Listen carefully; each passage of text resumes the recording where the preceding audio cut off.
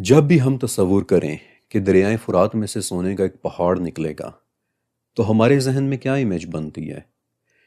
میں نے کئی لوگوں سے یہ سوال پوچھا اور ایک جواب مجھے بہت زیادہ کامن ملا کہ شاید ایسا ہوگا کہ دریا بیچ میں سے پھٹے گا اور اندر سے سونے کا ایک پہاڑ نکل کر سامنے آ جائے گا۔ ہو سکتا ہے کہ واقعی ایسا ہی ہو، لیکن میرے پاس ایک تھیوری اور بھی ہے۔ اگر میں آپ کو ایسے ایک دریا کے متعلق بتاؤں کہ جس کے نیچے اس وقت بھی خزانے کا ایک پہاڑ دفن ہے، تو انڈیا کی دو ریاستیں ہیں، آندھرا پردیش اور تلنگانہ۔ یہ علاقہ کسی زمانے میں گولکنڈا سلطنت کہلایا کرتا تھا۔ مارکو پولو، پلینی اور محمد الادریسی جیسے بڑے بڑے ہسٹورینز کی انفارمیشن سے پتہ چلتا ہے کہ 17ویں سینچری تک پوری دنیا میں گولکنڈا وہ واحد جگہ تھی کہ جہاں سے ہیرے نکل رہے تھے، اور جب گولکنڈا میں ہیروں کی کان کنی اپنے عروج پر تھی تو اس وقت وہاں ہیروں کی 38 کانیں ایکٹیویٹ تھیں، 38 مائنز، کہ جن میں سے سب سے بڑی اور سب سے مشہور کان کولور ڈائمنڈ مائن تھی۔ ایک اتنی بڑی کان کہ ایک ہی وقت میں وہاں 66,000 لوگ کام کر رہے تھے۔ گولکنڈا کی کانوں سے تاریخ میں بڑے بڑے مشہور اور خوبصورت ہیرے نکلے ہیں کہ جو ہمیشہ ٹائپ 2A گریڈ کے ہیرے ہوتے تھے، یعنی کہ عام الفاظ میں انتہائی ایلیٹ کلاس کے ہیرے، کہ جو پوری دنیا میں صرف 1 یا 2% ہی پیدا ہوتے ہیں، اور آج ان ہیروں کا ہم گولکنڈا ڈائمنڈز کہتے ہیں۔ اور مجھے پورا یقین ہے کہ ان میں سے کچھ ہیروں کے نام تو آپ نے بھی ضرور سن رکھے ہوں گے، مثلاً کوہ نور ہیرا کہ جو اس وقت انگلینڈ میں ہے، پھر دنیا کا بدنام زمانہ ہوپ ڈائمنڈ جس کے متعلق مشہور ہے کہ وہ ایک منحوس، ایک بد دعایا ہوا ہیرا ہے کہ جو کسی کے بھی پاس جائے تو پھر اس کی جان لے کر ہی اسے چھوڑتا ہے، اور اس وقت وہ امریکہ کے ایک میوزیم میں موجود ہے۔ پھر دریائے نور کہ جو اس وقت ایران میں ہے، ڈریسڈن گرین سبز رنگ کا ایک بہت بڑا ہیرا کہ جو اس وقت جرمنی میں ہے، اورلوف نام کا ایک بہت خوبصورت ہیرا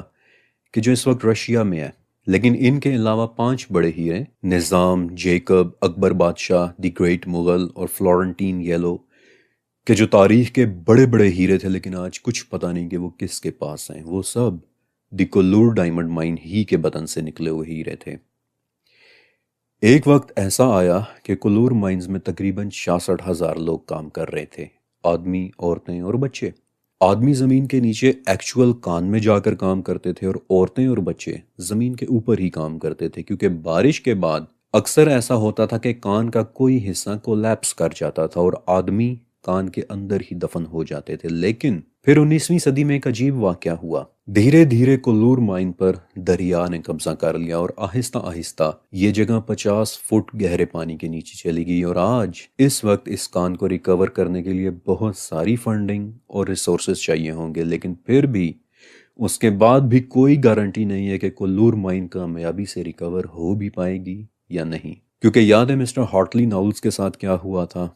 انہوں نے جھیل کے پانی کو تو ڈرین کر لیا، لیکن کیچڑ نے انہیں مزید نیچے جانے سے روک دیا تھا۔ آپ کچھ نوٹس کر رہے ہیں؟ ہمیں پتہ ہے کہ آج بھی انڈیا کے اس دریا کے نیچے دنیا کے بڑے بڑے ہیروں کا ایک پہاڑ دفن ہو سکتا ہے، ایک خزانہ دفن ہو سکتا ہے، لیکن ہم اس کے متعلق کچھ نہیں کر پا رہے۔ We are unable to do anything about it۔ اور اب ذرا حدیث کے الفاظ پر غور کریں کہ فرات اپنی جگہ سے سرک جائے گا اور اس کے نیچے سے سونے کا ایک پہاڑ ظاہر ہوگا، کہ پھر جس کا سنتے ہی لوگ اس کی طرف چل پڑیں گے اور ایک بہت ہی خونریز لڑائی ہوگی۔ فرات کے نیچے اس کے کسی مقام پر آلریڈی سونے کی کوئی بہت بڑی کان، کوئی بہت بڑا خزانہ، کوئی بہت بڑا پہاڑ دفن ہو سکتا ہے۔ کس جگہ یہ ہمیں نہیں پتا، لیکن ایک دن فرات نے اپنا راستہ تبدیل کر لینا ہے، اور تب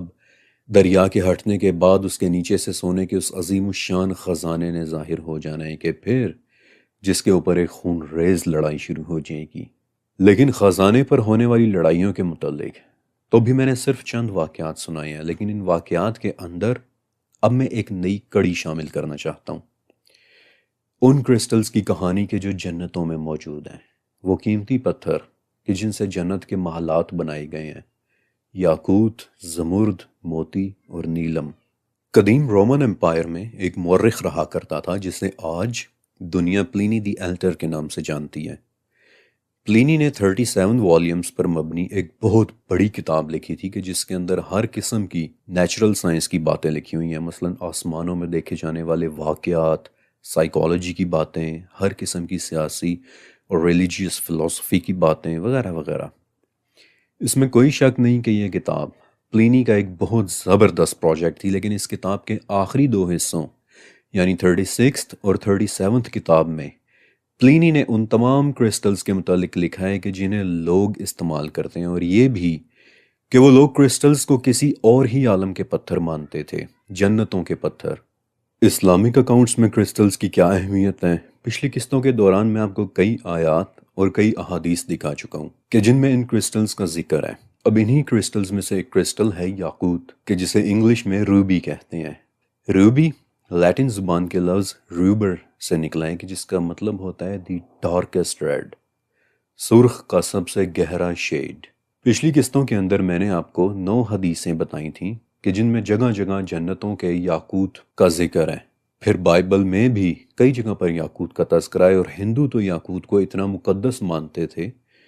کہ کسی زمانے میں جب وہ لوگ کوئی عمارت بناتے تو اس کی بنیاد میں اکثر وہ ایک یاقوت رکھ دیا کرتے تھے۔ لیکن جس جگہ آپ کو یاقوت کا بالخصوص ذکر ملے گا وہ ہے دنیا کے بادشاہوں کی تاریخ، اور بادشاہوں کے یاقوت آپ کو ملیں گے بادشاہوں کے سروں پر رکھے ہوئے تاج میں۔ آج اس وقت بھی انگلینڈ کی رائل فیملی کے ایک تاج امپیریل سٹیٹ کراؤن میں ایک بہت بڑا خوبصورت سا 70 کیرٹ کا ایک یاقوت لگا ہوا ہے کہ جسے پیار سے دی بلیک پرنسز روبی کہتے ہیں، لیکن بلیک پرنسز روبی دنیا کا سب سے خوبصورت یاقوت نہیں ہے۔ لیکن ایک سوال تو یہ بھی ہے کہ آپ خوبصورتی کو ڈیفائن کیسے کرتے ہیں؟ ہاؤ وڈ یو نو کہ کوئی یاقوت خوبصورت ہے یا نہیں؟ جب بھی کسی کرسٹل یا کسی قیمتی پتھر کی خوبصورتی کو ڈیفائن کرنا ہو تو اس میں 4 چیزیں دیکھی جاتی ہیں: کرسٹل کا رنگ، اس کی کلیئرٹی یعنی کہ کہیں اس میں کوئی داغ تو نہیں، اس کا کٹ یعنی کہ اس کی شیپ، اور اس کا وزن یعنی کہ اس میں کتنے کیرٹس ہیں۔ اس وقت جو یاقوت دنیا کا سب سے خوبصورت یاقوت سمجھا جاتا ہے وہ کسی زمانے میں میاں مار سے کھود کر نکالا گیا تھا، اور اس کا نام مولانا رومی کی ایک نظم کے نام پر رکھا گیا تھا، دی سن رائز روبی، ایک انتہائی نایاب یاقوت کہ جس کا سائز پرفیکٹ ہے، جس کا رنگ انتہائی گہرا سرخ اور خوبصورت ہے، جس کے متعلق زیورخ کی ایک لیبارٹری گیوبلن جیم لیب نے اپنی رپورٹ میں کہا تھا کہ شاید یہ دنیا کا سب سے نایاب یاقوت ہے کیونکہ اس کے اندر پرفیکشن کی تمام خصوصیات موجود ہیں، اور اسے سوئٹزرلینڈ کی سوئس جیمولوجیکل انسٹیٹیوٹ نے ایک ٹائٹل دیا تھا، قدرت کا سب سے خوبصورت خزانہ۔ دی سن رائز روبی کے متعلق ایک مرتبہ دنیا کے سب سے بڑے جواہرات کے ڈیلرز سوتسبی انٹرنیشنل جیولری ڈویژن کے گلوبل چیئرمین نے کہا تھا کہ میں نے اپنے کیریئر کے 40 سالوں میں آج تک اس طرح کا یاقوت کبھی نہیں دیکھا۔ میں آپ کو ایک دلچسپ بات بھی بتاتا ہوں کہ اس چھوٹے سے یاقوت کی سوتسبی والوں نے ایک مرتبہ بولی لگوائی تھی۔ میں نے آپ کو بتایا تھا کہ سوتسبی جواہرات کی دنیا میں سب سے بڑے ڈیلرز ہیں۔ یہ بولی جنیوا سوئٹزرلینڈ میں لگی تھی، اور صرف 7 منٹس کے اندر اندر کسی نے ٹیلی فون کر کے $30 ملین میں بذات خود نامعلوم رہ کر سن رائز روبی کو خرید لیا تھا۔ اسی کرسٹل یاقوت کی ایک ویریشن ہے نیلم، جسے ہم انگلش میں سیفائر کہتے ہیں۔ جن کرسٹل سے یاقوت بنتا ہے انہی کرسٹل سے نیلم بھی بنتا ہے۔ فرق دونوں میں ایکچولی صرف رنگ کا ہوتا ہے، اور اسی لیے اکثر نیلم بھی آپ کو اسی جگہ ملیں گے کہ جہاں آپ کو یاقوت ملتے ہیں، لیکن زمرد تھوڑا سا مختلف ہوتا ہے۔ یہ ایک بالکل مختلف کرسٹل سے بنتا ہے، اور جن کرسٹلز میں سدرۃ المنتہا کا درخت اچانک ٹرانسفارم ہو گیا تھا، گہرے سبز رنگ کا زمرد ان کرسٹلز میں سے ایک کرسٹل تھا، اور جنتوں میں بنے کچھ گھروں میں یاقوت کے ساتھ ساتھ زمرد بھی لگا ہوگا۔ جب ہرنین کورٹیز ساؤتھ امریکہ سے اسپین واپس گیا تب وہ اپنے ساتھ ایک بہت بڑا خزانہ بھی لے کر گیا تھا کہ جس میں صرف اور صرف ڈارک گرین زمرد تھے، اور ان میں سے سب سے بڑے زمرد پر کورٹیز نے بائبل کی ایک آیت بھی لکھوائی تھی کہ جس میں حضرت یحییٰ علیہ السلام کی معصومیت کا ذکر ہے۔ لیکن کرسٹلز کی جس ورائٹی کے متعلق میں واقعتاً آپ کو بتانا چاہتا تھا وہ دراصل موتی ہیں۔ موتیوں کے متعلق آپ کیا جانتے ہیں؟ قرآن میں، حدیث میں اور بادشاہوں کے خزانوں میں سب سے زیادہ ذکر آپ کو شاید موتیوں کا ہی ملے گا، اور میری اسٹڈی کے مطابق قرآن میں موتیوں کا ذکر 3 طرح سے ہوا ہے۔ پہلی قسم لٹرل انداز میں، یعنی کہ واقعی ایکچول فزیکل حقیقی موتی۔ دوسری قسم ایلیگوریکل انداز میں، یعنی کہ تمثیلی، یعنی کہ موتیوں سے تشبیہ دیے جانا۔ لیکن موتیوں کا تیسرا ذکر اس انداز میں ہوا ہے کہ وہ لٹرل بھی ہو سکتا ہے اور ایلیگوریکل بھی۔ لٹرل انداز میں تو قرآن میں موتیوں کا ذکر بڑا واضح ہے، مثلا سورہ حج اور فاطر، کہ جہاں جنتیوں کو سونے کے کنگن اور سچے موتی پہنائے جانے کا ذکر ہے، لیکن کچھ جگہ موتیوں کا ذکر ایلیگوریکل انداز میں بھی آیا ہے۔ مثلا سورہ طور میں جنتیوں کو سرو کرنے والے مصاحبین کا ذکر ہے کہ وہ لوگ ایسے ہوں گے کہ جیسے غلاف میں چھپے ہوئے موتی ہوتے ہیں۔ پھر الواقعہ کی وہ آیت کہ جس میں بڑی بڑی آنکھوں والی حوروں کا تذکرہ ہے کہ وہ ایسی ہیں کہ جیسے ڈھکے ہوئے موتی ہوں۔ اب بظاہر تو یہ آیات موتیوں کے متعلق ایلیگوریکل انداز میں بات کر رہی ہیں کہ ان لوگوں کی مثال ایسی ہے کہ جیسے انٹچڈ موتی ہوں، لیکن سورہ دہر میں، یا پھر جسے سورہ انسان بھی کہتے ہیں، اس میں جنت کی ایک نہر سلسبیل کا ذکر ہے، اس کے کنارے رہنے والے کچھ لوگوں کا بھی، کہ وہ لوگ ایسے ہیں کہ جیسے بکھرے ہوئے موتی ہوں۔ اب یہ آیت اپنے اندر ایک بہت گہرا راز رکھتی ہے۔ میں نہیں جانتا کہ وہ لوگ خوبصورت موتیوں کی طرح صرف ایک مثل ہوں گے، یا پھر واقعی وہ لوگ موتیوں سے بنے ہوئے ہوں گے، کہ جیسے یاقوت سے بنا ہوا وہ گھوڑا تھا کہ جو جنت میں ہر طرف اڑتا پھر رہا ہے۔ I have no idea۔ پھر حدیث میں بھی موتیوں کا ذکر ایسے آتا ہے کہ وہ ایلیگوریکل بھی ہو سکتا ہے اور لٹرل بھی۔ مثلا نبی کریم صلی اللہ علیہ وآلہ وسلم نے کچھ ایسے لوگوں کے متعلق بھی بتایا تھا کہ جو جہنم سے اس طرح نکلیں گے کہ جیسے جل چکے ہوئے کوئی کوئلے ہوں۔ پھر ان لوگوں کو ایک ایسی نہر کے کنارے ڈالا جائے گا کہ جس کا نام ہی ماء الحیات کی نہر ہے، یعنی آب حیات کی نہر، زندگی کے پانی کی نہر۔ اور حدیث میں آتا ہے کہ وہ لوگ اس نہر کے کنارے اس طرح اگیں گے کہ جیسے پانی گزرنے کے بعد ہریالی اگ آتی ہے، اور تب وہ لوگ ایسے نظر آئیں گے کہ جیسے موتی ہوتے ہیں۔ ان کی گردنوں پر کسی قسم کا کوئی نشان ہوگا، اور لوگ انہیں یہ کہہ کر پہچانیں گے کہ یہ لوگ اللہ کے آزاد کیے ہوئے غلام ہیں۔ اب وہ لوگ صرف موتیوں کی طرح چمکتے دمکتے نظر آئیں گے، یا پھر واقعی موتیوں میں ٹرانسفارم ہو جائیں گے۔ That will be something beautiful to behold۔ اسی طرح جامع ترمذی کی ایک حدیث کہ جو حضرت عیسیٰ علیہ السلام کے متعلق ہے، کہ جب عیسیٰ علیہ السلام دمشق میں موجود ایک مینار پر اتریں گے تو اس وقت انہوں نے زرد رنگ کے کسی قسم کے کوئی کپڑے پہنے ہوئے ہوں گے، اور وہ 2 فرشتوں کے بازوؤں پر اپنے ہاتھ رکھے ہوئے ہوں گے۔ جب حضرت عیسیٰ علیہ السلام اپنا سر جھکائیں گے تو اس وقت ان کے بالوں سے پانی ٹپکے گا، اور جب وہ اپنا سر اٹھائیں گے تو اس وقت موتیوں کی طرح پانی کی بوندیں گریں گی۔ اب وہ بوندیں موتیوں کی طرح چمکتے ہوئے پانی کی ہوں گی، یا پھر بذات خود موتیوں کی طرح ہوں گی، دیٹ وی ڈونٹ نو۔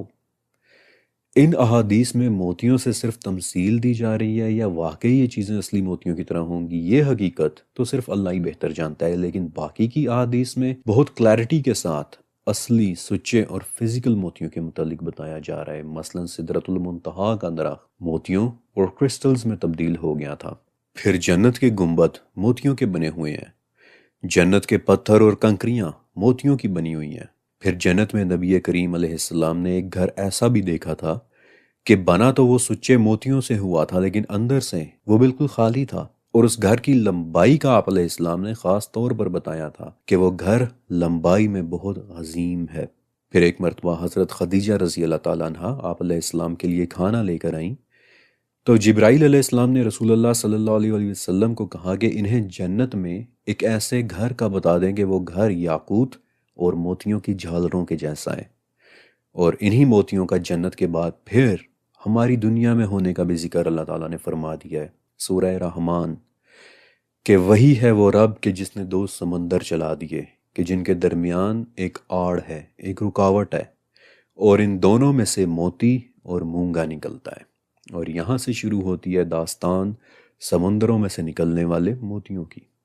ہماری دنیا کے موتی وہ قیمتی شے ہیں کہ جو کسی سپی کے اندر پیدا ہوتے ہیں۔ میں نے آپ کو بتایا بھی تھا کہ ویسے تو موتی کیلشیم کاربونیٹ کے بنے ہوتے ہیں، لیکن ان کے ایٹمز بالکل کرسٹلز کی طرح ایک خوبصورت اور ایک انٹریکیٹ مینر میں ایک دوسرے کے ساتھ جڑے ہوتے ہیں۔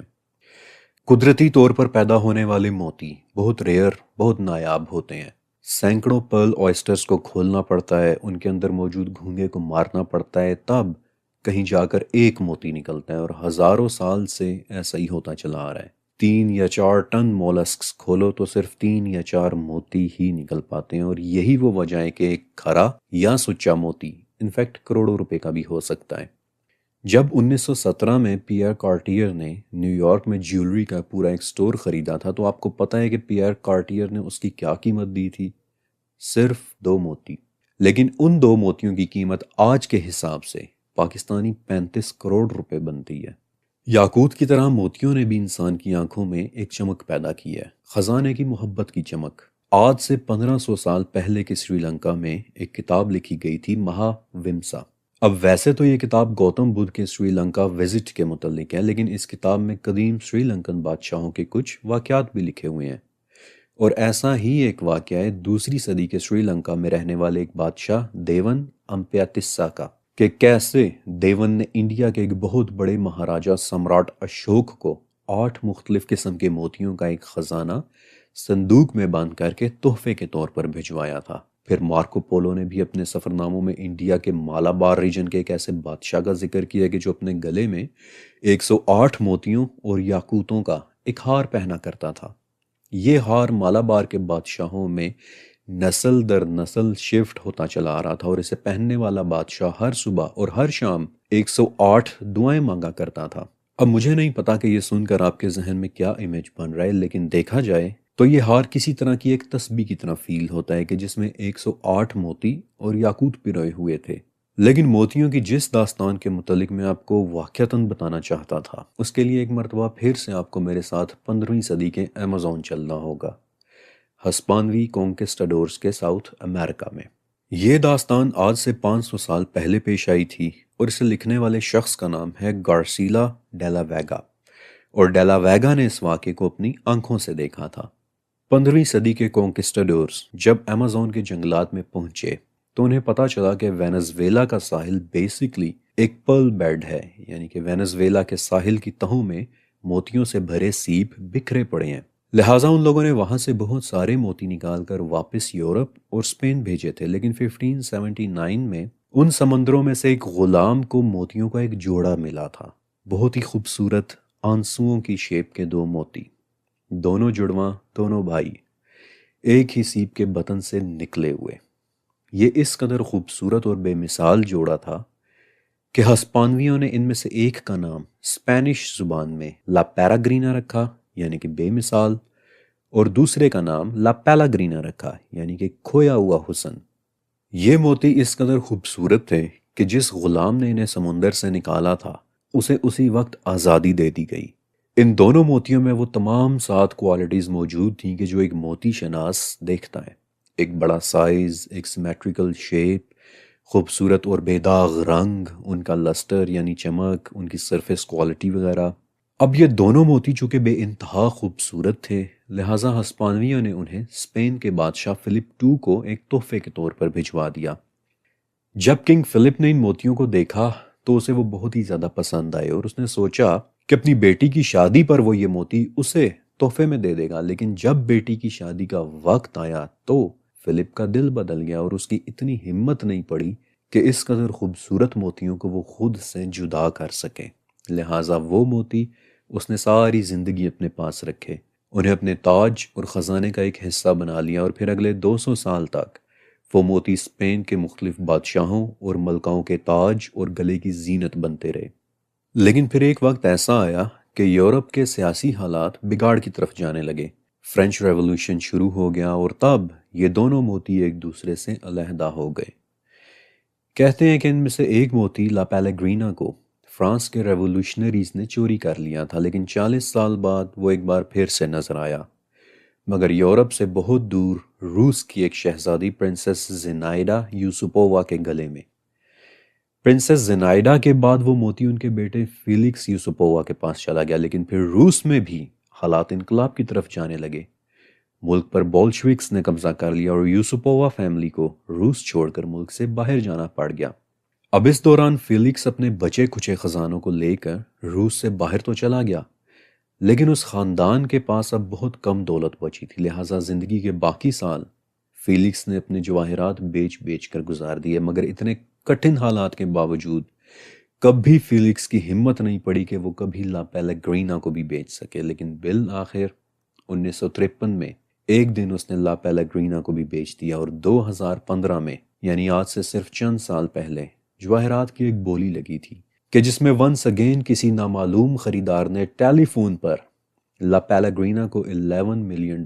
میں خرید لیا تھا۔ مگر اس کے جڑواں بھائی لا پیریگرینا کا کیا بنا؟ کنگ فلپ کے بعد لا پیریگرینا ایک کے بعد ایک کئی ملکاؤں کے گلے کی زینت بنا، لیکن ایک دن بالآخر لا پیریگرینا بھی اسپین سے باہر چلا گیا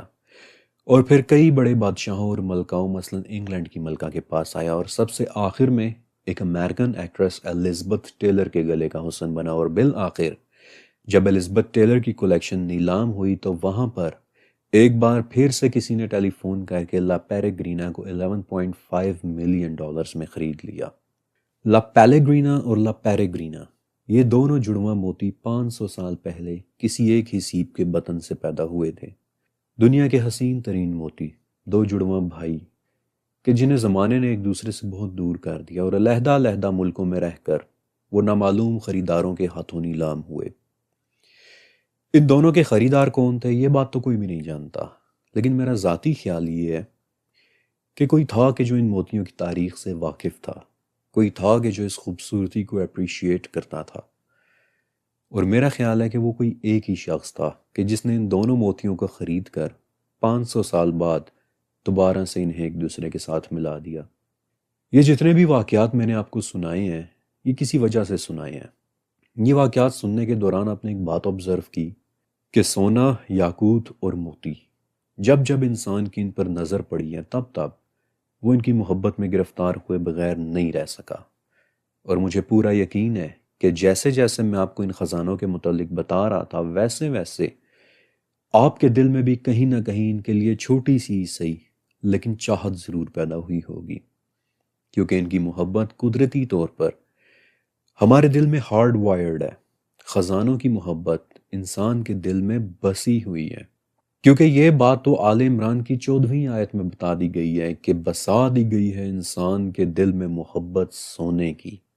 اور چاندی کی اور عورتوں کی اور بیٹوں کی اور گھوڑوں کی اور زراعتوں کی، اور یہی وہ وجہ ہے کہ جنتوں میں ہمارے لیے نعمتیں اور انعامات سونے اور زمرد اور موتیوں اور یاقوتوں کے بنے ہوئے گھر ہیں۔ یہی وہ وجہ ہے کہ جن جنتوں کا ہم سے وعدہ کیا گیا ہے ان کے محلات پر ان پرفیکٹ موتیوں کی جھالریں لٹکی ہوئی ہیں کہ جن جیسے صرف 2 موتی ڈھونڈ لینے پر وینزویلا کے غلام آزاد کر دیے گئے تھے۔ ان زمرد کے محلات کہ جن کے خزانے بھر بھر کر کورٹیز ایمیزون سے لے کر اسپین آ رہا تھا، ان یاقوتوں کے گھوڑے اور محلات کہ جن کے متعلق ہمارے اس عالم میں بولیاں لگ رہی ہیں، ان خزانوں کو حاصل کرنے کے لیے انسان نے سازشیں بھی کی ہیں اور لڑائیاں بھی لڑی ہیں، لیکن یہ سب کچھ تو پہلے سے ہی ہمارے انتظار میں موجود ہے کسی اور عالم میں۔ یہ ہمارا انعام ہے، 30 لاکھ اسکوائر کلومیٹرز پر پھیلے خوبصورت کرسٹلز کے گھر کے جن کے بدلے ہمیں صرف اور صرف ایک کام کرنا ہے،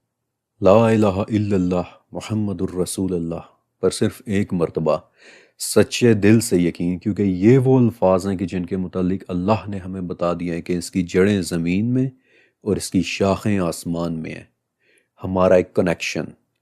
وہ کنیکشن کہ جو اوپر اور نیچے کے درمیان ایک لنک ہے،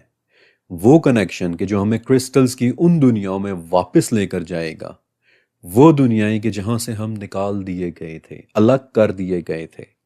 بالکل ان 2 موتیوں کی طرح کہ جو ایک دوسرے سے علیحدہ ہو گئے تھے، مگر یہ کلمہ